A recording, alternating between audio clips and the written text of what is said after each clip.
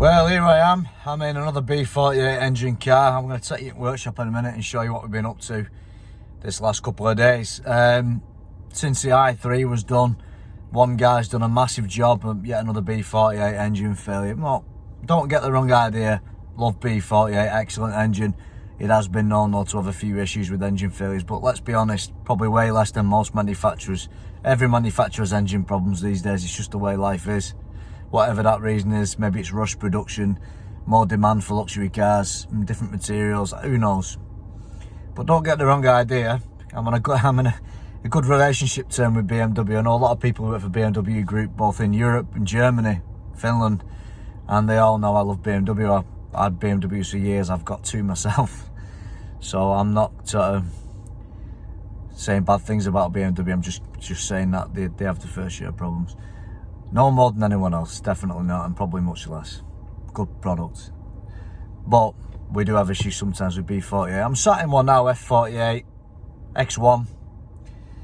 And this one seems to have quite a lot of problems with the oil consumption. 1.5 litres every 1,000 kilometres, or I think even less than that, maybe 700 kilometres I think they mentioned. I'm not sure. Other one was smoking. Other one had problems with piston oil on the piston crowns, piston slap, one cylinders. This one's totally different, great cylinders. So what's the problem? So watch this and you'll find out what the problem was, not the cylinders. So this is the old unit, what my little friend Eric over there has stripped. Bit of a sorry state, isn't it? But it's good to go through a few features of this engine with you actually if you're interested. It's a very good engine actually. It's really a misunderstood unit, but the build quality of it is phenomenal, and we don't have that many problems with it. A very strange clamping system for the exhaust manifold. I remember doing one of these many years ago. And the other feature of this engine is the insulation. It's incredibly well insulated. I better watch out, there's a car coming here. But you'll find what's very interesting, I'm trying to find it, it's actually built by Magneti Marelli, this engine.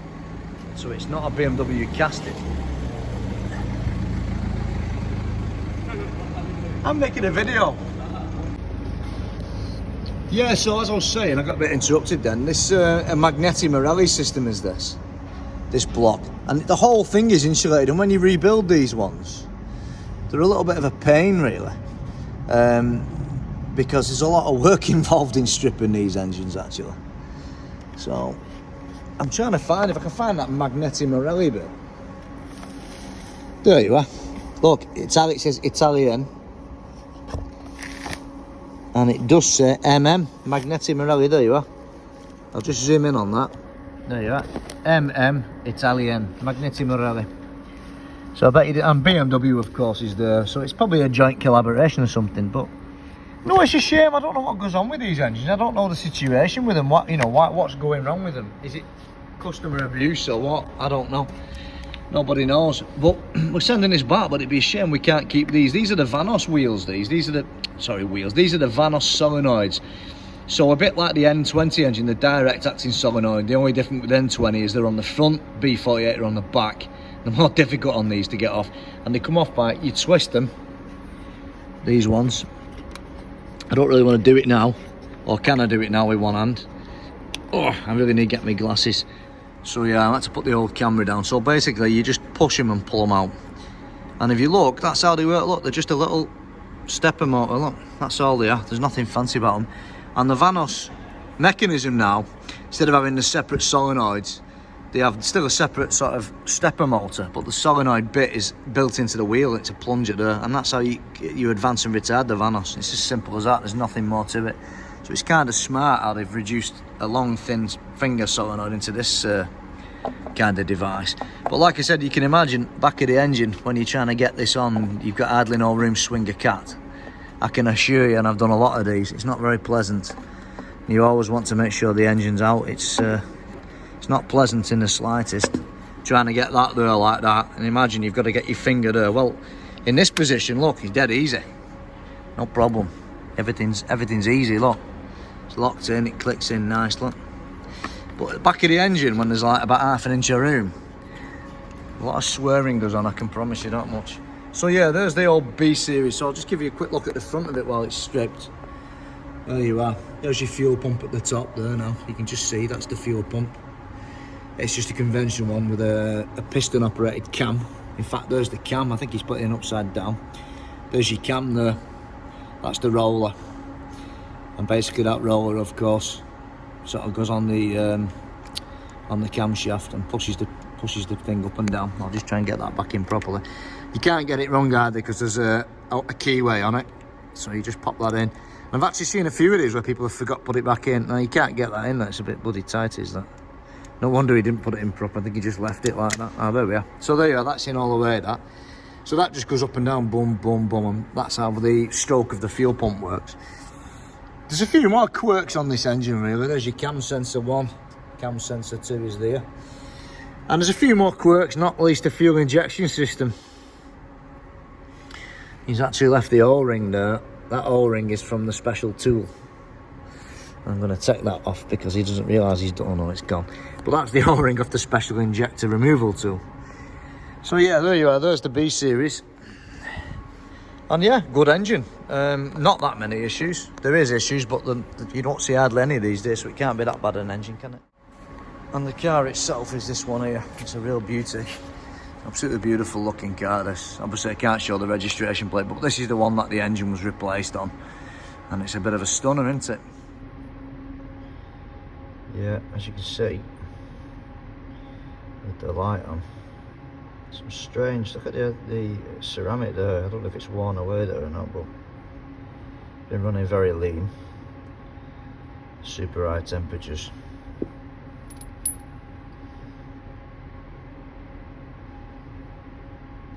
Certainly not, but they've been running very hot as that engine, look. And that's the oil. You can see that looks like fur. That's just oil, is that? Now, depending on how old these spark plugs are, they look quite new, unfortunately. You can't use that as a reliable indicator as to whether it's burning oil or not. But as we've just seen, there's definitely a problem with the breather. Now, according to BMW, that doesn't make it use a lot of oil on the B48M. But I know for a fact that on the B38M it does use a lot of oil, because that was a problem many years ago, around 2016ish. So I think what we need to do is get the bore scope in now and have a look inside the engine. Going inside, it's actually vacuuming off the last thing of it. It's got high oil consumption, B48 transverse in the F48. Not too bad, I don't think. I've got another one over there which is just rebuilt engine, and I'm going to confirm it with that one. Head cover's usually a common on these, but we need to look at the piston rings here, because on this engine, common years ago, 2016.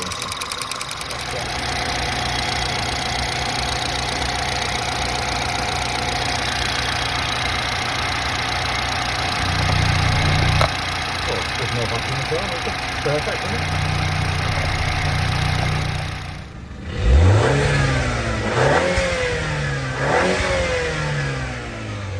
Well, it's not smoking as much as you think, but I can smell it, and that smell is typical when catalytic converter is completely coated, the monolith is coated with oil. So that's the first sign, first bit of evidence gathering that things are certainly not, all is not well. Well, we finally got one. We've got a Thinktool now. So I'll be cracking on with that when I get time. One of the guys has used it now, I haven't had a chance. I'm just making a quick video saying about this Thinktool. I've had no time to use it at all at the moment. But yeah, so far so good. One of the guys who used it really likes it. I think it's going to be a good tool for us, this. So I'm going to do something a little bit different today. What I'm going to do is, I'm going to bring my wife's Toyota in. Auris, petrol. And what I'm going to do is, I'm going to put our new Thinktool through its paces, but not on a BMW actually, because at the moment I don't have any on our ramp. Yeah, so we'll put the old Toyota through its paces and see exactly what the Thinktool can do. It's the first time I've used this Thinktool.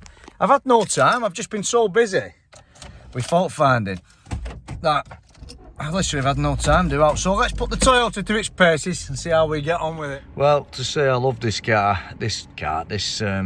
device would be an understatement in my opinion. It's really nice to be able to work on almost every car, and it's a little bit like when I was at a place in Finland when I first moved here. which allowed me to work on every brand, a bit like my friend Danny Sehmi in England. He works on basically anything. Well, I used to always do that, you know, basically before I did just BMW. Yeah, it's the first time I've used it. I've literally just switched it on, and I thought I'd have a quick look at the Toyota, and it shows all the different ones.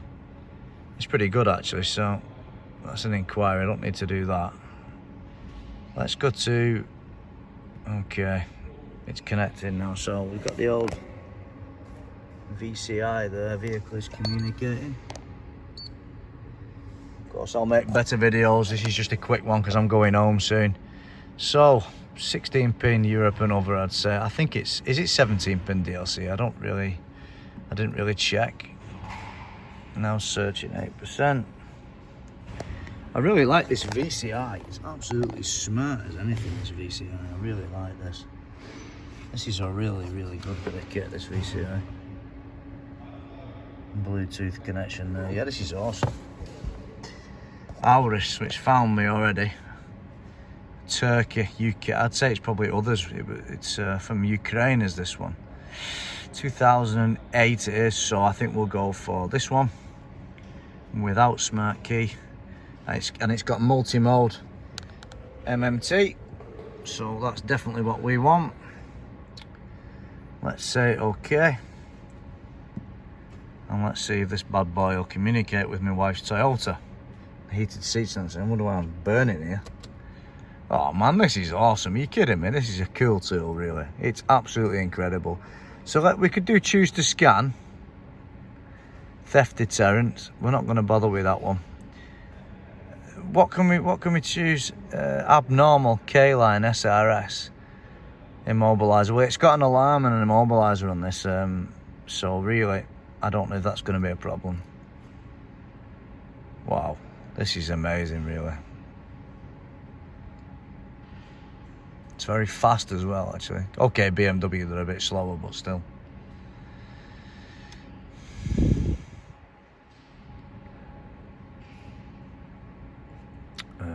Diagnostic plan. I'm totally new to this, by the way. I've got absolutely no idea how it works. Not equipped. Scanned. Service function. Oh, cancel. We don't want to do that. System topology. Diagnostic plan. No DTC. Amazing. Well, that's good for the wife then, isn't it? Okay, so let's look at service function. Customized setting. Vehicle information. Europe and other. Gives the engine code, gives the mileage. Yeah, that's good. Let's go back. Let's go to what's customized setting.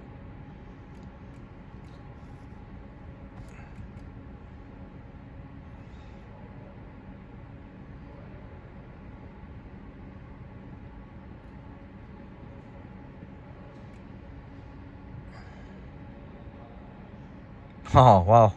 So you can basically do coding options on it, which is absolutely awesome as anything. That's good. That's something. I'm not going to start messing with the wife's Toyota. She'll kill me if I do something wrong. Service function. Let's see what we can do on service functions. It's a pity there's a bit of a reflection here. You can't see how good the screen is. It's unbelievably good resolution. I'm really probably getting a bit too excited about this, really. But I've been after a Thinktool for quite some time.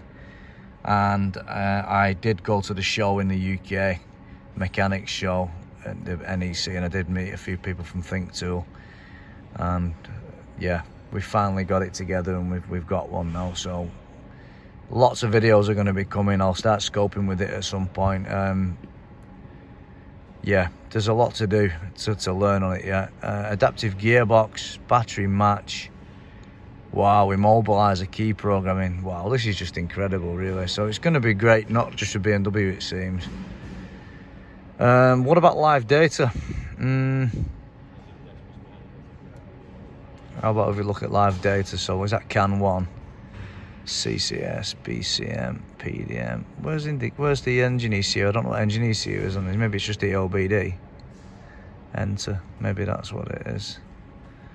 I haven't got a clue. I'm not really well up on Toyotas. So one of the worst things is that when your wife rings you up in the middle of making a video, it's a disaster, and so I had to turn the engine off. So let's start it again. Let's go and look at graph form on them. I was quite impressed with that a minute ago. With that. So yeah, I'm quite happy with that. Look at the short-term fuel trim. It's not so bad at all. It's all over the place, isn't it? 3%, 4%. So that's